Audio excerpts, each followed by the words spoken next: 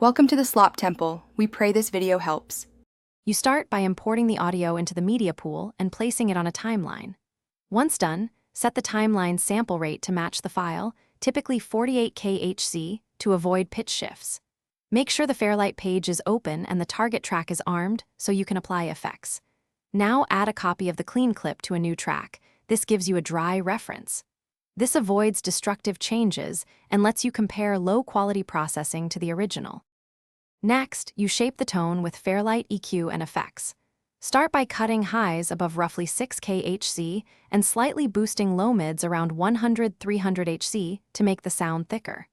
Then insert a bit crusher or downsample plugin, reduce sample rate to between 8 kHz and 12 kHz, and add a small amount of drive.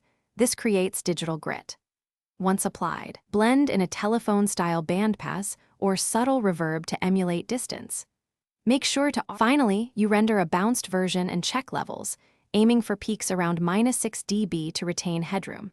Compare the processed file with your dry reference and tweak the wet versus dry mix, EQ cuts, or bit crusher depth until the lo-fi vibe sits properly in the mix.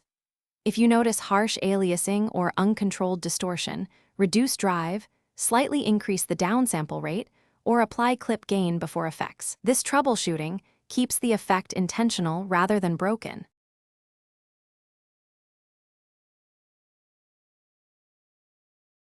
Thanks for watching. Consider subscribing if we helped you.